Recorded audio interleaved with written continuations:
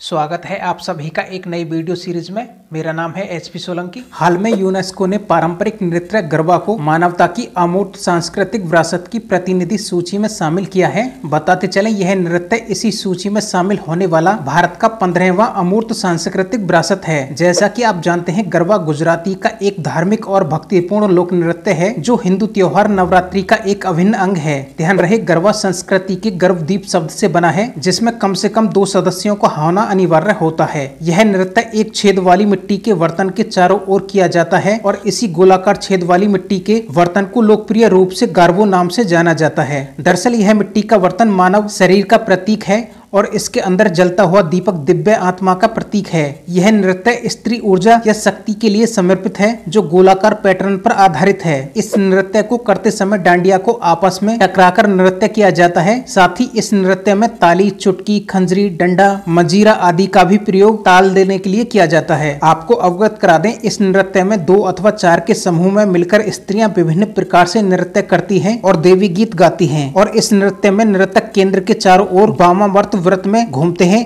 और अपने हाथों में एक साथ ताली बजाते हैं। यह नृत्य धीमी गोलाकार गति से शुरू होकर धीरे धीरे एक तेज चक्कर के रूप में बढ़ जाता है। अब आपको यूनेस्को का संक्षिप्त परिचय करा दें।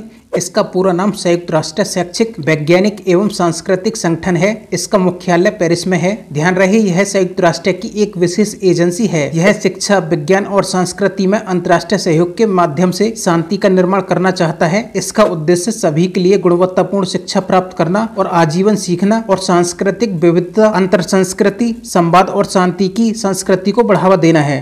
दरअसल भारत इस वर्ष यूनेस्को की विश्व धरोहर समिति के 46वें सत्र की मेजबानी करेगा। बताते चलें, इस समिति की बैठक दिल्ली में जुलाई माह में आयोजित की जाएगी। वैसे यह आयोजन नई दिल्ली को सांस्कृतिक और ऐतिहासिक विरासत के संरक्षण पर वैश्विक चर्चा के केंद्र के रूप में रखता है। इसके साथ ही यह विश्व मंच पर भारत की समृद्ध सांस्कृतिक विरासत को प्रदर्शित करने का एक महत्वपूर्ण अवसर है।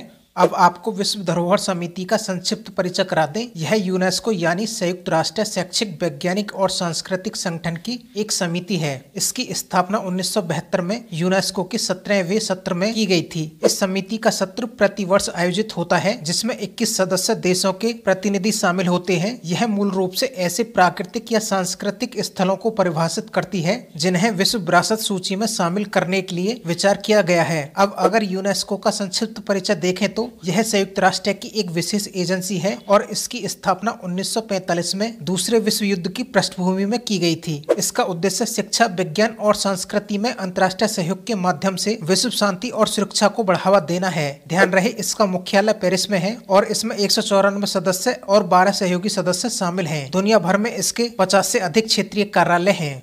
हाल में अयोध्या में प्रसाद के रूप में मिलने वाले हनुमानगढ़ी लड्डू को जीआई टैग दिया गया है। बता दें, कुछ दिन पहले ही जीआई रजिस्ट्री चेन्नई द्वारा आवेदन स्वीकार किया गया था। याद रहे, इस आवेदन को खाद्य सामग्री की श्रेणी के तहत अयोध्या की हलवाई कल्याण समिति द्वारा दायर किया गया था। जैसा कि आप जानते हैं, अयोध्या में भोग के लिए हनुमानगढ़ी लड्डू को स्थानीय स्तर पर बेसन और देसी घी से तैयार किया जाता है। यह लड्डू इस क्षेत्र में इतने लोकप्रिय हैं कि यहाँ हर दिन लगभग 20 से 25 क्विंटल लड्डू तैयार होते हैं। इस कार्य में लगभग 200 अयोध्या वासी कार्यरत हैं। अब अगर भौगोलिक संकेतक यानी जीआई टैग की बात करें तो यह टैग कुछ उत्पादों पर इस्तेमाल किए जाने वाला एक नाम या चिन्ह है जो किसी विशेष भौगोलिक स्थान से मेल खाता है। आपकी जानकारी के लिए बता दें, यह टैग यह सुनिश्चित करता है कि केवल अधिकृत उपयोगकर्ता या फिर भौगोलिक क्षेत्र में रहने वाले लोगों को ही लोकप्रिय उत्पाद नाम का उपयोग करने की अनुमति है। इस प्रकार इस उत्पाद को दूसरे द्वारा कॉपी या नकल नहीं किया जा सकता। ध्यान दें, एक पंजीकृत जीआई टैग 10 वर्षों के लिए होता है। वस्तुओं का भौगोलिक संकेत अधिनियम 1999 भारत में वस्तुओं से संबंधित भौगोलिक संकेतों के परीक्षण और बेहतर सुरक्षा प्रदान करने का कार्य करता है। यह बौद्धिक संपदा अधिकारों के व्यापार से संबंधित पहलुओं पर विश्व व्यापार संगठन समझौता द्वारा शासित और निर्देशित है और इसके अलावा बौद्धिक संपदा के अभिन्न घटकों के रूप में औद्योगिक संपत्ति और भौगोलिक संकेतों की सुरक्षा के महत्व को पेरिस कन्वेंशन के अनुच्छेद 1 के खंड 2 और 10 में स्वीकार करता है। हाल में उड़ीसा के मयूरभंज जिले के सिमलीपाल काई चटनी को भौगोलिक संकेत टैग प्राप्त हुआ है। बताते चलें, इस चटनी को लाल बुनकर चींटियों से बनाया जाता है। दरअसल यह चटनी अपने उपचार गुणों के कारण इस क्षेत्र में लोकप्रिय है। इसके साथ ही इस चटनी को आदिवासी लोगों की पोषण सुरक्षा के लिए महत्वपूर्ण माना जाता है। आपकी जानकारी के लिए बता दें, उड़ीसा कृषि और प्रौद्योगिकी विश्वविद्यालय भुवनेश्वर के वैज्ञानिकों ने इन चींटियों का विश्लेषण किया। रिपोर्ट में बताया कि इस चटनी में प्रोटीन, कैल्शियम, जस्ता, विटामिन B12, लोहा, मैग्नीशियम, पोटेशियम जैसे पोषक तत्व शामिल हैं, जिससे इसके सेवन से प्रतिरक्षा प्रणाली को बढ़ावा मिलने के साथ ही बीमारियों को रोकने में मदद मिल सकती है। ध्यान रहे, मयूरभंज जिले के कई स्वदेशी लोग इन चींटियों को जंगलों में इकट्ठा करते हैं और इनसे बनी चटनी बेचकर अपनी आजीविका चला रहे हैं। अब अगर लाल बुनकर चींटियों का परिचय देखें तो ये चींटियां मूल रूप से मयूरभंज जिले में पाई जाती हैं और ये पेड़ों पर कई घोंसलों वाली कॉलोनियां बनाती हैं। वैसे ये चींटियां ज्यादातर आम, साल और कटहल जैसे पेड़ों पर निवास करती हैं। बता दें, इन चींटियों के परिवारों में सदस्यों की 3 श्रेणियां होती हैं: श्रमिक, प्रमुख श्रमिक और रानी, जिनमें श्रमिक एवं प्रमुख श्रमिक चींटियां अधिकतर नारंगी रंग की होती हैं। श्रमिक 5 से 6 मिलीमीटर लंबी होते हैं, जबकि प्रमुख श्रमिक 8 से 10 मिलीमीटर लंबे मजबूत पैर और जबड़े वाले होते हैं। वहीं रानी चींटियां 20 से 25 मिलीमीटर लंबी होती हैं और भूरे रंग की होती हैं। इन्हें जैव नियंत्रण एजेंटों के रूप में भी जाना जाता है, क्योंकि वे आक्रामक होते हैं और अपने क्षेत्र में प्रवेश करने वाले अधिकांश आर्थ्रोपोड का शिकार करते हैं। दरअसल कोल इंडिया लिमिटेड ने चालू वित्त वर्ष के पहले 9 महीनों में कोयला उत्पादन में सालाना आधार पर 11% की वृद्धि दर्ज की है। बताते चलें, कोयला उत्पादन में पिछले साल की समान अवधि के 479 मिलियन टन से बढ़कर 531.9 मिलियन टन हो गया है।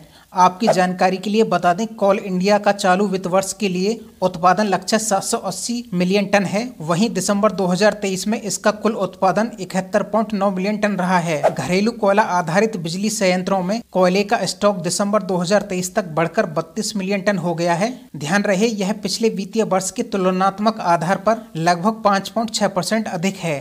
अब आपको कोल इंडिया लिमिटेड का संक्षिप्त परिचय करा दें। दरअसल यह सार्वजनिक क्षेत्र का उपक्रम है जो भारत में सबसे बड़ा कोयला उत्पादक और आपूर्ति करता है। याद रहे, यह 1973 के कोयला खान अधिनियम के तहत संचालित होता है, जो देश में कोयला खनन और वितरण पर एकाधिकार देता है। वर्ष 2010 में विनिवेश तक कोल इंडिया लिमिटेड पूरी तरह से सरकारी स्वामित्व वाली इकाई थी, जबकि वर्तमान में सरकार के पास इसकी 67% शेयरधारिता है। दरअसल न्यू स्पेस इंडिया लिमिटेड यानी NSIL GSAT-20 उपग्रह लॉन्च करने की योजना बना रहा है। याद रहे, GSAT-20 का नाम बदलकर अब GSAT-N2 कर दिया है। बताते चले, इस उपग्रह को 2024 की दूसरी तिमाही में SpaceX के Falcon 9 रॉकेट से लॉन्च किया जाएगा। जैसा कि आप जानते हैं, इस पहल की घोषणा जून 2020 में अंतरिक्ष क्षेत्र में सुधारों के हिस्से के रूप में की गई थी। अब अगर GSAT-20 का संक्षिप्त परिचय जाने तो यह एक हाई थ्रूपुट के बैंड सैटेलाइट है। इसका पूर्ण स्वामित्व, संचालन और वित्तपोषण न्यू स्पेस इंडिया लिमिटेड द्वारा किया जाएगा। ध्यान रहे, GSAT-20 अंडमान और निकोबार और लक्षद्वीप द्वीपों सहित पूरे भारत में कवरेज के साथ 32 बीम के साथ के बैंड STS क्षमता प्रदान करता है। इसका वजन लगभग 4700 किलोग्राम है और यह उपग्रह लगभग 48 Gbps की STS क्षमता प्रदान करता है और यह इसरो के सबसे शक्तिशाली रॉकेट LBM-3 की लॉन्च क्षमता से काफी भारी है। अगर फाल्कन 9 का संक्षिप्त परिचय देखें तो यह पुनः प्रयोग होने वाला 2 चरणों का रॉकेट है। यह GTO तक दोगुनी यानी 8300 किलोग्राम से अधिक वजन को ले जा सकता है।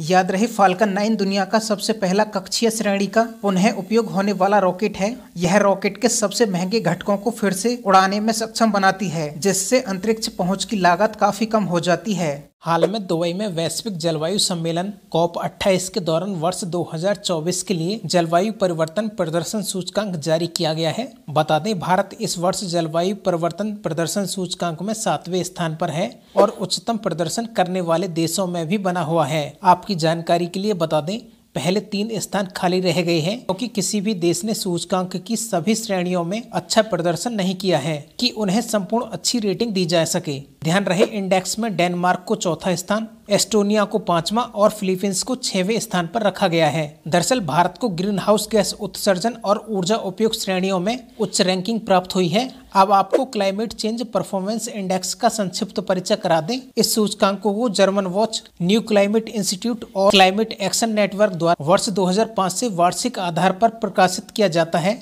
यह 63 देशों और यूरोपीय संघ के जलवायु प्रदर्शन की तुलना करने के लिए एक मानकीकृत ढांचे का उपयोग करता है। इस सूचकांक में शामिल सभी देश संयुक्त रूप से 90% से अधिक ग्रीन हाउस गैस का उत्सर्जन करते हैं। वैसे इस सूचकांक का लक्ष्य अंतर्राष्ट्रीय जलवायु राजनीति में पारदर्शिता को बढ़ावा देना और अलग अलग देशों द्वारा जलवायु संरक्षण की दिशा में किए गए प्रयासों और प्रगति की तुलना करना है। आपकी जानकारी के लिए बता दें, यह सूचकांक 4 श्रेणियों के अंतर्गत 14 संकेतों के आधार पर देशों के समग्र प्रदर्शन के आधार पर जारी किया जाता है। जैसे कि ग्रीन हाउस गैस उत्सर्जन का भारांश 40% है, नवीकरणीय ऊर्जा का भारांश 20% होता है, ऊर्जा उपयोग का भारांश 20% होता है, जबकि जलवायु नीति का भारांश भी 20% होता है। दरअसल हाल में पंचायत राज मंत्रालय ने भौगोलिक सूचना प्रणाली एप्लीकेशन ग्राम मानचित्र लॉन्च किया है। बताते चले, इस पहल का उद्देश्य स्थानिक योजना को प्रोत्साहित करना है। इस पहल के माध्यम से ग्राम पंचायतों को भू स्थानिक प्रौद्योगिकी का उपयोग करके ग्राम पंचायत स्तर पर योजना बनाने में सुविधा प्रदान करना और उनका समर्थन करना है। इसके साथ ही यह एप्लीकेशन एकीकृत भू स्थानिक मंच प्रदान करता है, जो विभिन्न क्षेत्रों में विकासात्मक कार्यों के लिए निर्णय समर्थन प्रणाली प्रदान करेंगे।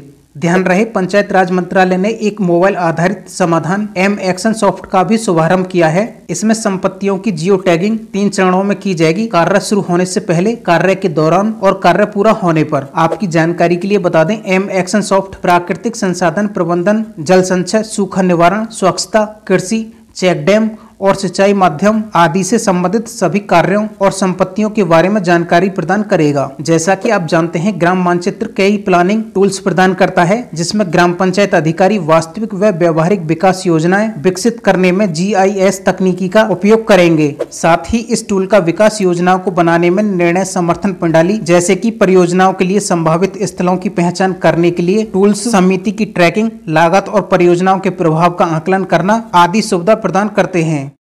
हाल में हेनले पासपोर्ट इंडेक्स ने 2024 के लिए अपनी सूची जारी कर दी है। आपकी जानकारी के लिए बता दें, यह इंडेक्स लंदन स्थित वैश्विक नागरिकता और निवास सलाहकार फर्म हेनले एंड पार्टनर्स द्वारा तैयार की गई एक वार्षिक सूची है। इस इंडेक्स में 227 स्थान और 199 पासपोर्ट शामिल हैं। बता दें कि ranking international air transport association द्वारा उपलब्ध कराए गए आंकड़ों के विश्लेषण पर आधारित है।